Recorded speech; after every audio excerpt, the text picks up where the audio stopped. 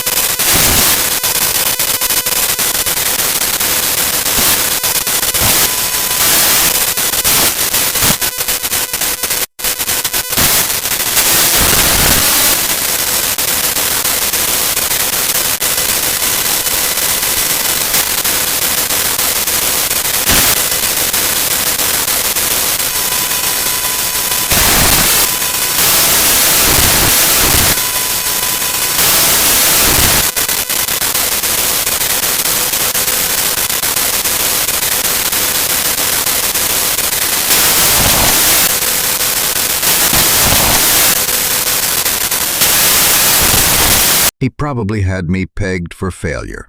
Another kid chewed up and spit out by the system, destined for a short, hard life on the margins. Maybe he was right. I couldn't find it in me to be angry about it. I was too tired. "Good luck, Leo," he said, and the words were as hollow as the hallway behind him. I didn't say goodbye. I just turned, pushed open the heavy glass door, and walked out into the cold. The air hit me like a slap. It was sharp and wet and smelled of exhaust fumes and damp pavement. For a moment, I just stood there on the sidewalk, the trash bag in one hand, the box under my other arm, the city roaring around me. I was 18. I was free. I was homeless. And I had no idea that the cardboard box I was holding contained not just the past, but a future so complicated and dangerous it would make my 2 years at Northgate feel like a vacation. I had the address for the St. Jude's shelter, a place I knew by reputation.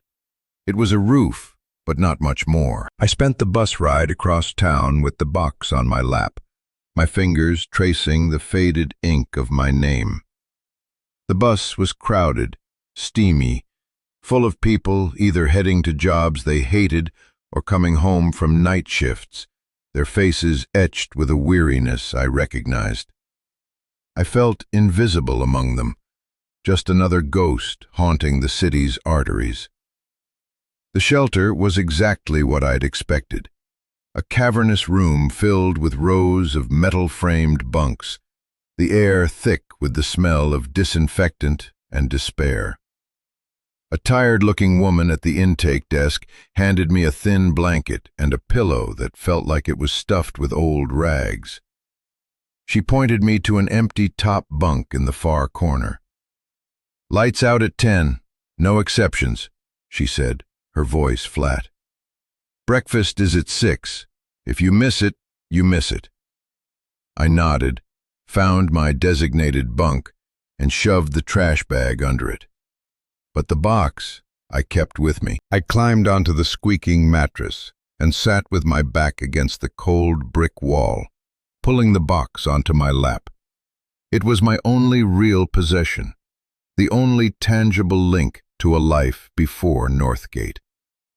The other men in the room paid me no mind. They were lost in their own worlds of exhaustion and quiet desperation. The room was a library of silent suffering. I looked at the box. The tape was old and brittle. My fingers found a loose edge and I pulled. It came away with a dry, ripping sound that seemed deafeningly loud in the relative quiet of the room. I peeled back the cardboard flaps. The first thing I saw was a smell. It was the scent of Gramps' workshop, sawdust, motor oil, and that faint, spicy aroma of the pipe tobacco he used to smoke before he got sick. It hit me so hard I had to close my eyes. For a second, I wasn't in a homeless shelter in the city. I was a kid again, standing in the cluttered garage behind his little house, watching him fix a lawnmower. His hands, though gnarled with arthritis, still impossibly steady. When I opened my eyes, the first object I saw was a tarnished silver Zippo lighter. His lighter. I picked it up. The hinge was still good. It opened with that distinctive, satisfying click. I flicked the wheel. A tiny, brave flame sparked to life, dancing in the dim light of the dormitory. I snapped it shut, the smell of flint and lighter fluid joining the ghost of his tobacco. My hand was shaking. Beneath the lighter was a bundle of old flannel shirts, folded neatly. They still carried his scent. I buried my face in them, breathing him in, and I felt the carefully constructed walls around my heart begin to crumble. It was too much. I pushed the shirts aside, my fingers searching for something less personal, something that wouldn't feel like a punch to the gut. I found a small, heavy canvas pouch. I loosened the drawstring and tipped the contents into my palm. A set of keys. One was a car key for his old Ford pickup, the one he'd had to sell a year before he died. The other 3 were house keys, their teeth worn smooth with use. And then there was one more, a strange, antique-looking skeleton key made of heavy, dark iron. I didn't recognize it. Underneath the pouch was a large, stiff envelope. My name, Leo, was written on the front in his familiar scrawl. My hands trembled as I tore it open. Inside wasn't a letter, but a document, a deed. I unfolded it carefully. The paper was thick, official. At the top, it read, "Quitclaim deed," and below that, a lot of legal jargon I didn't understand. But I understood the names. The grantor was Arthur Vance, my grandfather. The grantee was Leo Vance, me. It was for a piece of property, 5 acres, in a place called Cold Creek County. I knew the name. It was where he grew up, a rural, forgotten corner of the state 100 miles away. It was the place he always talked about going back to, but never did. Attached to the deed with a paperclip was a small folded piece of notepaper. This was the letter. His handwriting was shakier here, spidery, the writing of a man running out of time. "Leo," it began, "if you're reading this, I'm gone. I'm sorry. I'm sorry for so many things. I tried to hold on. This deed is for the old family plot. It's not much. The county says it's worthless, just rocks and scrub pine. Maybe they're right, but it's yours. It's all I have left to give you.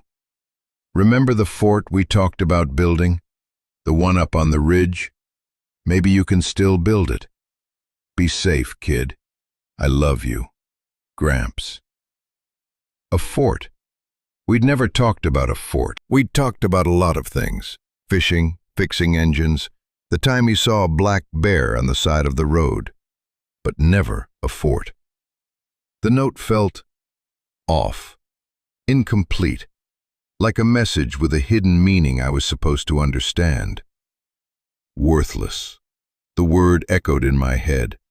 A worthless piece of land 100 miles away. To the people at Northgate, or here at the shelter, it was less than nothing. It was a liability, a property I'd have to pay taxes on, money I didn't have. The sensible thing to do, the thing Mr. Evans would advise, was to sell it for whatever I could get. A few $100s, maybe. Enough for a deposit on a room somewhere, a fresh start. But it was all I had left of him. I folded the note and the deed and put them back in the envelope. At the very bottom of the box, beneath where the shirts had been, was one last item. A thick, brown paper-wrapped parcel, tied with twine. It was heavy. I tore at the paper. It was cash. A stack of 20s, held together with a rubber band. I riffled through it quickly, my heart pounding. I didn't count it, not precisely, but there was a lot there. A few $1,000s at least. Where did a man on a fixed income, a man who'd had to sell his truck to pay for medicine, get this kind of money? It didn't make sense. None of it did. The strange key, the cryptic note about a fort we never discussed, the worthless land, the sudden pile of cash. It felt like a puzzle, and I was holding all the pieces, but I had no idea what picture they were supposed to make. I sat there on the bunk, the sounds of the shelter fading into a dull roar in my ears. I had a choice. I could follow the path laid out for me, stay at the shelter, find a dead-end job, use the cash to scrape by until it was gone. The path of least resistance, the path Mr. Evans expected me to take. Or I could take a different path, a path to a worthless piece of land 100 miles away, a path that started with a key I didn't recognize and a note I didn't understand. It was crazy. It was irresponsible. But for the first time in 2 years, it felt like my choice to make. The next morning, I didn't go to the soup kitchen for breakfast. I walked out of the shelter with the box under my arm and didn't look back. I found a diner, one of those old greasy spoon places that probably hadn't changed since the 70s, and ordered a real breakfast. Pancakes, eggs, bacon, the works. I sat in a booth by the window, the box on the seat beside me, and I ate slowly. With each bite, I felt a little more human. After I paid, I went to the bus station. The ticket to Harmony, the closest town to Cold Creek County, cost me $64. It felt like a fortune and nothing at all. The woman behind the counter gave me a suspicious look, probably wondering where a kid who looked like me got that kind of cash. I didn't care. I bought a one-way ticket.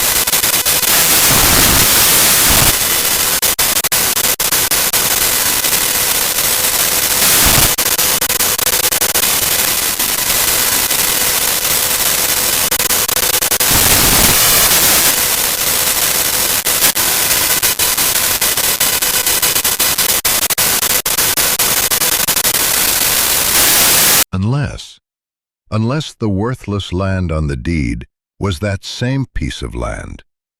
It seemed impossible, a wild coincidence. But the more I thought about it, the more a strange certainty began to settle in my chest. He knew. Somehow, he knew. The bus arrived with a hiss of air brakes, pulling me from my thoughts. I climbed aboard, found a seat by a grimy window, and settled in for the long ride. The city began to peel away, replaced by suburbs, then by endless stretches of gray highway and frozen farmland. The sky was low and heavy, the color of dirty snow. I watched the landscape change, my reflection a pale ghost in the glass. I was running again, but this time it felt different. I wasn't running away from something.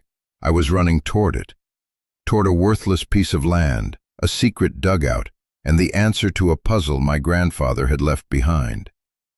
The bus dropped me off in Harmony at dusk. The town was little more than a wide spot in the road. A gas station, a general store with a sagging porch, a bar with a flickering neon sign, and a handful of houses. The air was clean and cold, so sharp it hurt to breathe. It smelled of pine and wood smoke. The silence was the first thing I noticed. After years in the city and the constant noise of the group home, the quiet was a physical presence. It pressed in on me. According to the old hand-drawn map I'd found in the box with the deed, the property was another 5 miles out of town, down a dirt road. There were no taxis, no buses. It was walk or nothing. I bought a powerful flashlight, some beef jerky, and 2 bottles of water at the general store. The man behind the counter, old and weathered, with eyes that had seen 1,000 winters, watched me as I counted out the cash. "You're not from around here," he said. It wasn't a question. "No, sir," I replied. "Just passing through." "There's a motel back by the highway," he offered, gesturing with his thumb. "Nowhere to go up that road this time of night, especially in this weather. Looks like snow." "I'll be fine," I said, shouldering my box. "I've got a place to stay." The words sounded strange coming out of my mouth. A place to stay. He just grunted, a sound of disapproval, and turned back to his newspaper. He probably thought I was a runaway, or worse. He was half right. The walk was longer than I expected. The dirt road quickly turned to mud and slush. A cold wind picked up, moaning through the bare branches of the trees that crowded the road. The beam of my flashlight cut a nervous, bouncing tunnel through the darkness. Every snap of a twig, every rustle in the undergrowth, sent a jolt of adrenaline through me. I was a city kid. This kind of wilderness, this profound and total darkness, was alien territory. After what felt like an eternity, I saw it. A rusted, leaning post with a faded wooden sign nailed to it. Vance. This was it. I stepped off the road and into the woods. The trees were thicker here, mostly scrub pine and skeletal oaks. The ground was uneven, littered with rocks and fallen branches. I pushed deeper, following a barely there path that my memory supplied. The air grew colder. Then I smelled it, the damp, earthy scent of the dugout. I scrambled up a short, steep ridge, my feet slipping on the icy ground. And there it was. Half hidden by overgrown bushes and a dusting of old snow was a sheet of corrugated tin propped against the hillside. The entrance. My entrance. I'd sealed it 2.5 years ago with rocks and packed earth, never expecting to see it again. Now, looking at it, I felt a strange sense of homecoming. I dropped the box and the trash bag and got to work. My hands were already numb with cold, but I clawed at the frozen dirt and pulled at the rocks I'd wedged into place. It was slow, brutal work. My muscles ached. My breath plumed in the flashlight's beam. I worked with a frantic energy, driven by a need to get inside, to get out of the wind that was now carrying the first hard pellets of snow. Finally, the last rock came loose. I gripped the edge of the tin sheet and pulled. It scraped against the frozen ground, loud and grating in the immense silence. I ducked my head and crawled inside. The air was stale and cold, but it was still. I was out of the wind. I clicked on my flashlight. The beam illuminated a small earthen cavity, no bigger than a closet. The walls were dirt, held back by rotting planks I'd scavenged. The floor was bare ground. It was exactly as I'd left it, a miserable, damp hole in the ground. My secret refuge. But something was different.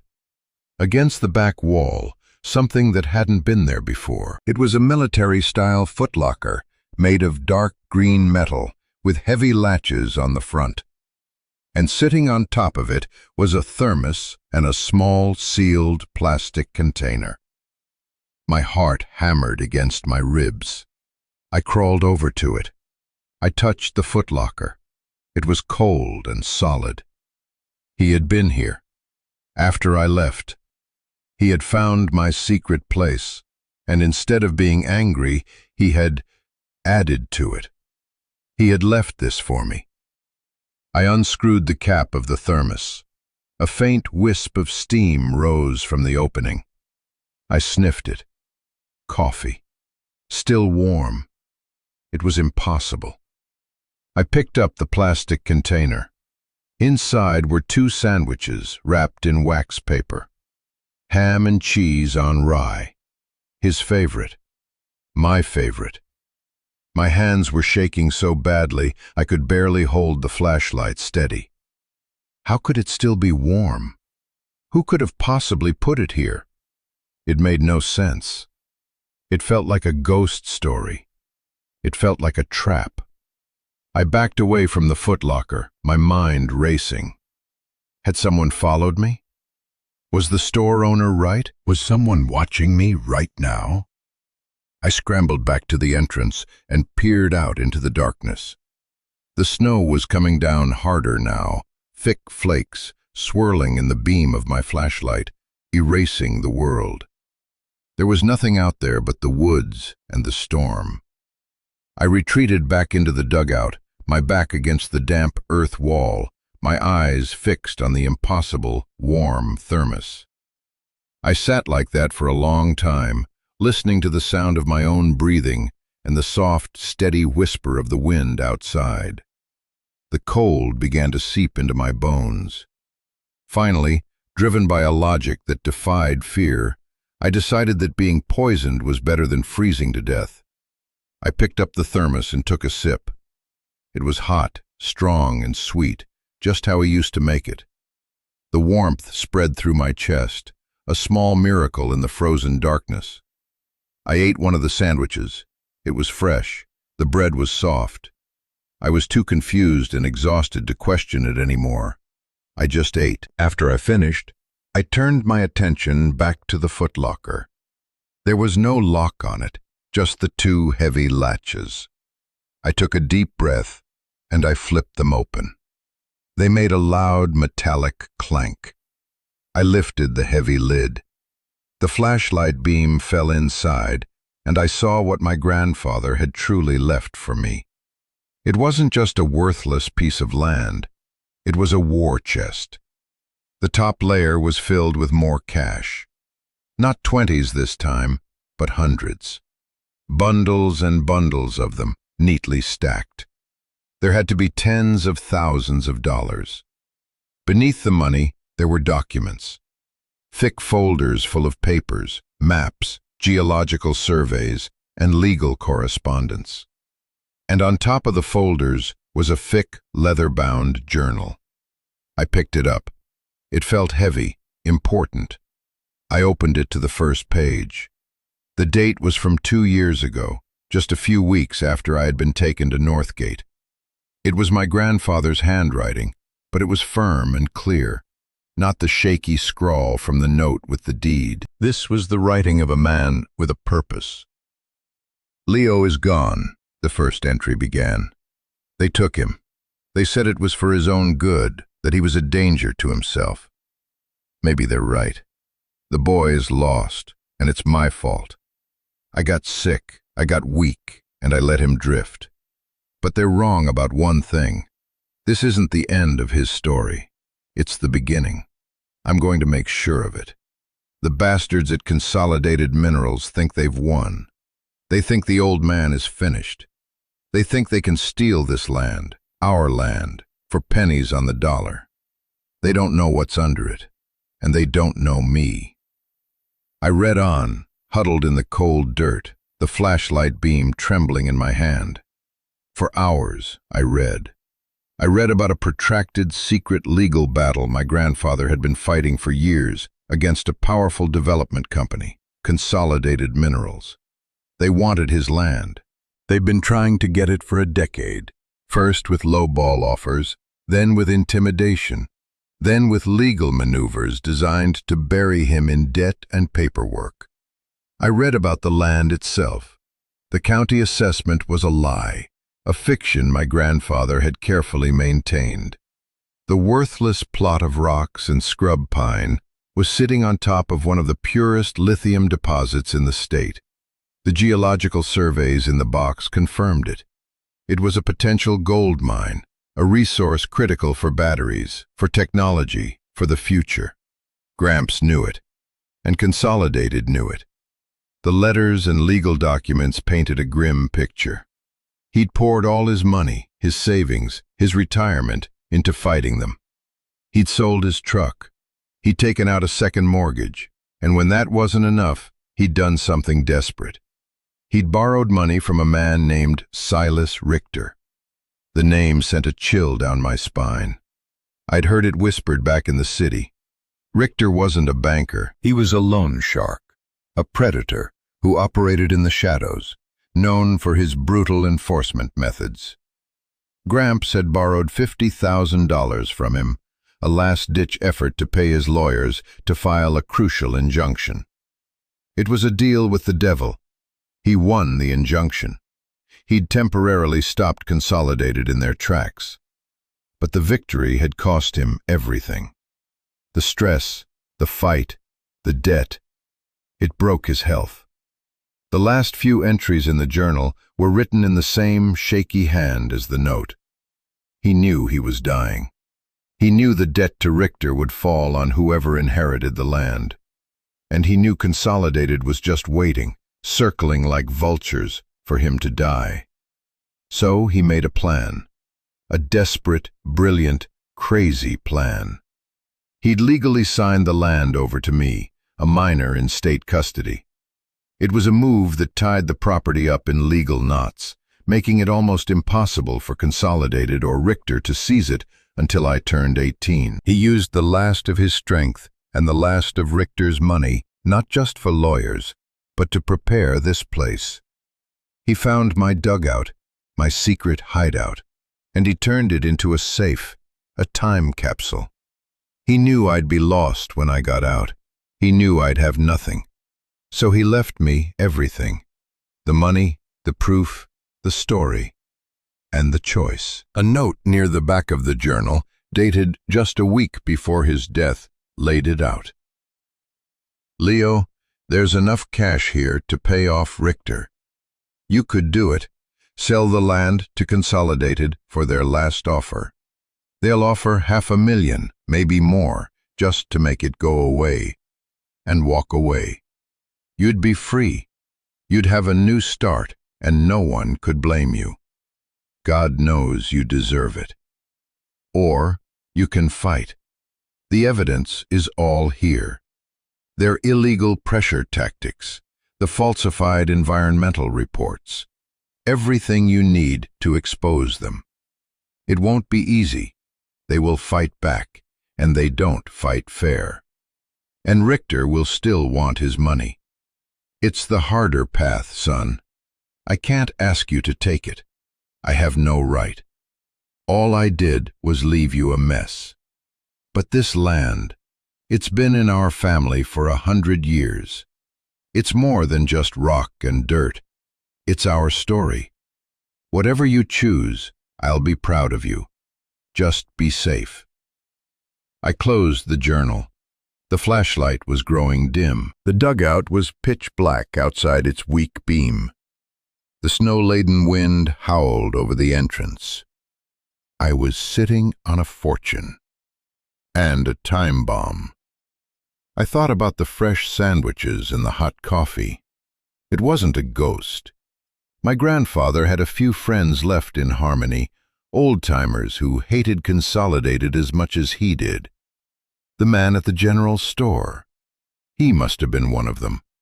Gramps must have asked him to watch for me, to make one last delivery when I finally showed up. A final act of care. A hot meal for a lost kid. I cried then, not for myself, but for him. For the lonely, desperate fight he'd fought. For the impossible burden he'd carried, and the impossible choice he had left me. I cried for his love, a love so fierce it had reached across death and the legal system and 2 years of silence to find me in a hole in the ground. And when the tears were done, I was left with a cold, hard clarity. Sell and run, or stay and fight. The easy wrong, or the harder right. Have you ever been faced with a choice like that? A choice where every option feels like a trap. A choice that defines not just what you're going to do, but who you're going to be. If you have, or if you're facing one now, I want you to know you're not alone. This community, this channel, it's for people who understand the weight of those moments. Let me know in the comments if this is hitting you. Sometimes just writing it down is the first step. For a long time, I just sat there in the dark, the cold seeping deep into my bones. The two paths diverged in my mind, clear and stark. One led to an anonymous life, a life with money in the bank, but with the ghost of my grandfather's sacrifice haunting my every step. It was the sensible path, the safe path. The other path was here. It was this cold dirt, this worthless, priceless land. It was a fight against a faceless corporation and a dangerous criminal. It was terrifying, and it felt like the only real choice. It felt like home. The next morning I woke up stiff and cold, but resolved. The snow had stopped. The world outside the dugout was blanketed in a pristine, silent layer of white. It felt like a clean slate. I packed the journal and the most critical legal files into my bag. I hid the footlocker with the cash, burying it deeper in the back of the dugout and covering it with dirt and rocks. It wasn't safe, not really, but it was the best I could do for now. Then I walked back to Harmony. The 5-mile trek felt different in the daylight. The woods were beautiful, the snow clinging to the pine boughs like powdered sugar. The world didn't seem so menacing. It just seemed quiet, waiting. Back in town, I went straight to the general store. The old man was there, sweeping snow off the porch. He stopped when he saw me, his expression unreadable. "Morning," I said. "Coffee was good, sandwiches too, thank you." He leaned on his broom, studying my face. "Your grandfather was a good man," he said, his voice raspy. "Stubborn as a mule, but a good man. He asked me to keep an eye out, said you'd show up eventually." "He left me a mess," I said. The old man nodded slowly. "He left you a fight," he corrected me. "Not the same thing. You need a lawyer, not some slick city suit. You need Eris Thorne." He pointed down the street with the handle of his broom. "Second floor, above the bakery. He's as stubborn as your granddad was, and he hates Consolidated Minerals more than anyone." "Thank you," I said again, the words feeling inadequate. "What's your name?" "Jed," he said. "Your granddad and I used to hunt these woods before you were a twinkle in anyone's eye." He went back to his sweeping, the conversation over. Aris Thorne's office was small and cluttered, smelling of old paper, coffee, and something vaguely medicinal. The man himself matched the office. He was probably in his late 60s, with a shock of unruly white hair, thick glasses, and a tweed jacket that had seen better decades. He looked more like a retired professor than a lawyer. He listened without interruption as I laid out the story, my voice hoarse. I pushed the journal and the folder of documents across his cluttered desk. He put on a pair of reading glasses and began to go through them, his expression grim. The silence in the room stretched on, broken only by the rustle of paper and the distant rumble of a truck on the street below. He read for almost an hour. I just sat there, watching the dust motes dance in the sliver of sunlight coming through the window. Finally, he took off his glasses and rubbed his eyes. "Well, kid," he said, his voice tired, "you are in a world of trouble." It wasn't the most encouraging thing I'd ever heard. "Your grandfather, Arthur," he continued, "was a brilliant pain in the neck. He tied Consolidated in knots for years. This injunction he got," he tapped the thick document. "This was a masterpiece. It forced them to halt all exploratory action pending a full environmental impact review, which he knew they could never pass honestly. He bought you time, 2 years of it." "But what about Richter?" I asked. "The loan?" Aris Thorne's face darkened. "Silas Richter is not a man you ignore. The 50,000 your grandfather borrowed is now, with interest and penalties, probably closer to 90. He will want it, soon, and his methods of collection are persuasive." He let that hang in the air. "So I pay him," I said. "I have the money." "It's not that simple," Aris sighed. "A large, untraceable cash payment to a known criminal? That brings its own set of problems. The IRS, the authorities, they'll want to know where a kid who just aged out of the system got that kind of money. It could jeopardize your claim to the land. It could put you in a cage, just a different kind." He leaned back in his chair, which squeaked in protest. "Here are your options, as I see them. Option A. We discreetly approach Consolidated. We use this evidence," he patted the journal, "as leverage. We tell them we'll bury it and them if they give you a quiet, life-changing settlement. You take the money, pay off Richter through me in a way that's semi-legal, and you disappear. You go to college, buy a house on a beach, whatever. You never look back." "Option B?" I asked, my stomach twisting. "Option B is war. We use this evidence to file a lawsuit against Consolidated for predatory practices. We use the geological surveys to challenge the county's assessment of the land. We fight to have the mining rights properly recognized and valued. And we try to negotiate a payment plan with a man who doesn't do payment plans. It will be long, it will be expensive, and it will be dangerous. Consolidated has deep pockets and no conscience. Richter has a reputation to uphold. They will try to crush you." He looked at me over the top of his glasses. "So, what's it going to be, Leo? A quiet life, or the fight of your life?" I thought of my grandfather, alone, sick, writing in that journal. I thought of the fresh sandwiches and hot coffee, a final act of looking after me. I thought of the name Vance on that rusty signpost. It was my name. It was my story. "It's not a quiet life if you have to spend it looking over your shoulder," I said. The words came out stronger than I felt. "It's not a life at all." I took a deep breath. Option B. We fight. For the first time, a flicker of something that looked like a smile touched Aris Thorne's lips. It was a thin, grim smile, but it was there. "I was hoping you'd say that," he said. "Your grandfather still owes me for that injunction.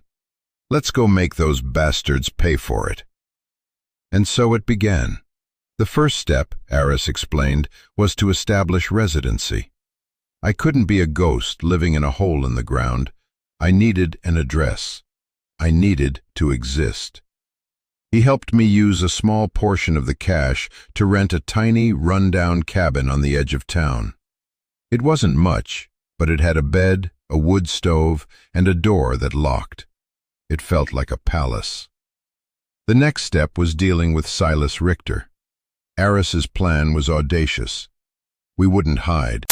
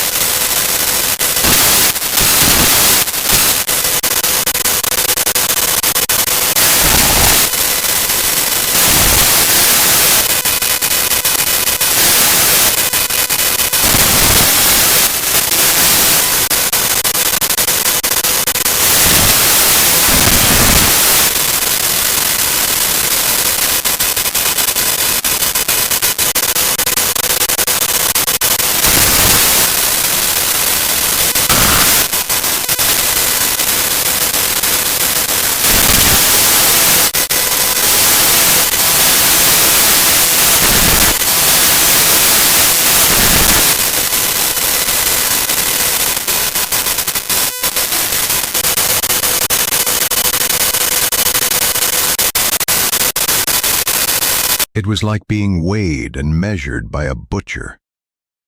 "I know who he is," Richter said. "He's late on a payment." "My grandfather is dead," I said, my voice steadier than I expected. "The debt is mine now. I acknowledge it." Richter raised an eyebrow, intrigued. "Do you? And do you have my $92,450? "No," I said, "but I will. I'm not running. I'm here to propose a payment structure." Before Richter could laugh, Aris slid a folder across the table. "This is a preliminary prospectus on the mineral value of Mr. Vance's land," he said. "And this is a legally binding agreement offering you 10% of the net profit from the eventual sale or lease of the mining rights, in exchange for forgiving the loan and ceasing all collection activities. It's a gamble, of course. We might lose. We might get nothing. But if we win, your 10% will be worth a hell of a lot more than 90 grand. Richter opened the folder. He scanned the geological report, his cold eyes missing nothing. He looked at the proposed agreement. He was silent for a full minute. I could hear the clock ticking on the diner wall. "You're bluffing," he said, but there was a flicker of uncertainty in his voice. "Your grandfather was a broke old man." "My grandfather was a fighter," I said, "and he left me the weapons to finish the war." Richter looked from me to Aris, then back to me. He saw the journal I was clutching in my lap. He saw the look in my eye. Maybe he saw a reflection of the same stubbornness he'd seen in my grandfather. "You get 1 month," he said, closing the folder and pushing it back across the table. 1 month to show me a tangible sign of progress. A formal offer from Consolidated, a court date, something. If I don't see it, this agreement is void, and we revert to the original terms. And you, he looked at me, his eyes devoid of any warmth, will learn the meaning of the word collateral.